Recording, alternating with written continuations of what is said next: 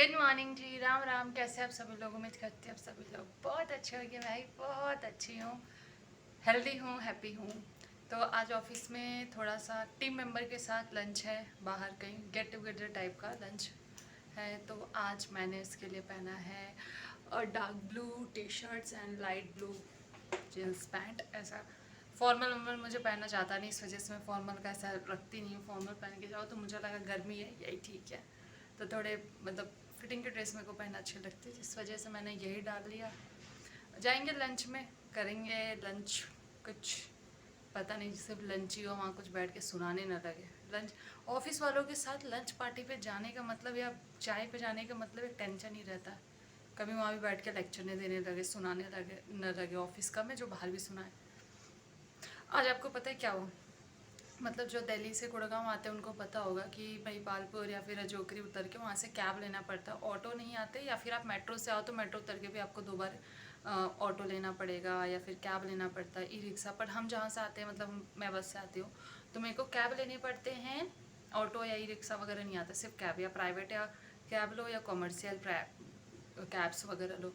तो मैं हमेशा कॉमर्शियल कैब में बैठती हूँ, मतलब जो पब्लिक कैब होते हैं येलो प्लेट वाले। तो आज मेरे को लेट हो रहा था, मैं प्राइवेट कैब में बैठी बैठी क्या, मतलब एक बुढ़ा था, 75 साल का होगा। ऐसे गाली आ रहा ना, क्या ही बोलूँ मैं। तो मैं आ रही, मतलब मैं रुकी वहाँ पे, लेट हो रहा था, तो मैंने उनको, मतलब मैंने हाथ दिया, उन्होंने लिफ्ट मांगा, मैंने रुक गए। तो मैंने कहा अंकल आप एटलस चौक जा रहे हैं? तो बोलते हैं हाँ बेटा बैठ जाओ। अकेले, मतलब वो उस गाड़ी में कोई नहीं थे, मैं ही थी बस।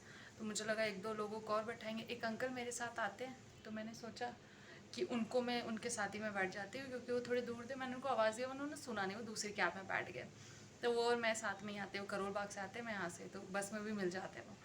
भाई वो बुढ़ा इतना ठरकी ना, जिस बस में मैं बैठी, बहन गाली आ रहा मदर फकर।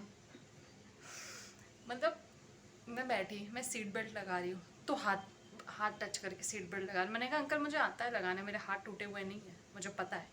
फिर हाथ दूर कर लिया। फिर मैंने कहा अंकल मुझे ऑनलाइन पेमेंट करना, आप नंबर बोल दो।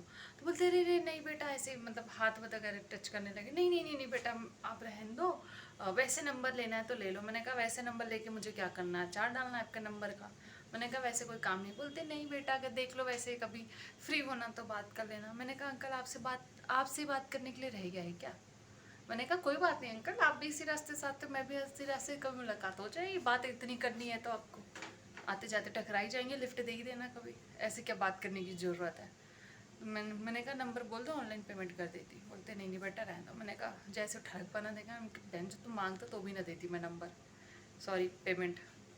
मैंने कहा ठीक है अंकल। तो बोलते बेटा जॉब करती हूँ? हम क्या, हाँ जी बताओ क्या काम है? जॉब करती हूँ। मैंने कहा आप भी जॉब करते हो? बोलते नहीं मैं बिज़नेस करता हूँ। मैंने कहा भगवान, जो बिज़नेस करता होगा वहाँ पे गलती से अगर कोई फीमेल स्टाफ होगी, उसका क्या ही होता होगा। मतलब मुझे समझ में नहीं आता ऐसे लोग अपनी फैमिली के लड़कियों को, अपनी बेटी को, बहन को कैसे छोड़ते होंगे इतने ठरकी। सब बोलते हैं यंग लोग जो होते हैं वो ज़्यादा ठरकी होते हैं। मेरा पर्सनल एक्सपीरियंस है कि जो एजेड होते हैं ना, जो मतलब 60 क्रॉस सीनियर सिटीजन में आता है, वो ज़्यादा ठरकी होते हैं। मैं बैंक में भी थी, वहाँ पे मुझे सेम यही इशूज़ होते थे। ये जो ठरकी होते हैं ना, 70 साल, 65 साल, 60 साल, वो बहुत ज़्यादा ठरकी होते हैं। सभी नहीं बट मैक्सिमम रहते हैं। मुझे एज़ कंपेरिजन लड़के या आदमियों से बुढ़े ज़्यादा होते हैं ठरकी। इतना गुस्सा है ना, मैंने मतलब मेरा आदत है, मैं ट्रैवलिंग करते हुए मैं मुंह ढक के रखती हूँ। तो मुंह देखे जा रहा, देखे जा रहा, इतना गुस्सा आ रहा था ना, मुंह ही तोड़। मैंने कहा अंकल एक काम करो, आगे लिफ्ट वहाँ पे फुट ब्रिज है ना, वहाँ पर उतार दो, मैं वहीं से चले जाऊँगी। फिर मैं वही रास्ते में उतर गई थोड़ी दूर पहले। मैंने कहा थैंक यू अंकल। बोलते बाय बेटा। मैंने कहा धन्यवाद, इतना अच्छा लिफ्ट आपने दिया, बहुत अच्छा। मतलब इनके घर की पता नहीं बीवी इनकी कैसे इनके साथ इतनी ज़िंदगी गुजारी। ऐसे लोगों का मुझे लगता है शादी नहीं होना चाहिए, कम से कम शादी नहीं हो रहा, ऐसी हरकतें करोगे तो रहेगा बेचारा शादीशुदा ही नहीं है। तुम शादीशुदा होके, बच्चे वाले होके भी ऐसे ठरकियों वाले हटकर रहते बहन। सॉरी मैंने एक दो गाली निकल गई होगी। आप लोग कमेंट करके करना कि आपका ऐसा दौरा पड़ा है क्या, कैसे पागलों से? मेरा तो पड़ता रहता है भाई, क्योंकि कैब लेने पड़ते हैं ना मुझे।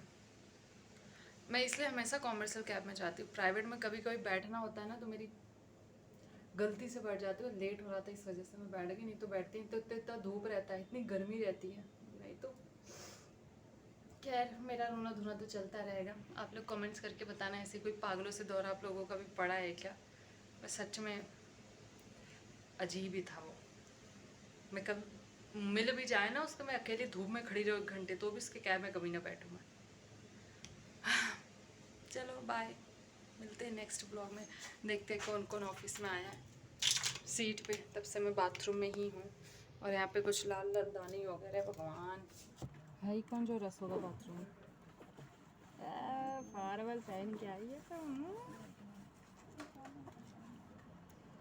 अरे तो ऐसे ही आया है जैसे आता था। मुझे लगता है जी मैं तो ये पहन कर आऊँगा, पहन के क्या हो गया? क्या पहन के आती, मैं तो ये ड्रेस पहन के खड़ी हूँ, वो वाली क्यों नहीं पहन के रही? भूल गई। हाय हाय। मैंने कहा कि छोड़ो अब, मैं पहनी नहीं। तैयार हो ना, भूल गई तो बताओ। अरूप तो आज क्या बोलते हैं नहाया भी नहीं, ऐसे ही आ गया पार्टी की खुशी में। कह रहा अरे तुमको कुछ होगा। मैं अभी भी याद करी थी कि सर मुझे केबल नहीं दिया और चले गए। बहुत मुश्किल से तो मुनीष सर ने मुझे 6 महीने बाद दिया था बोल बोल के।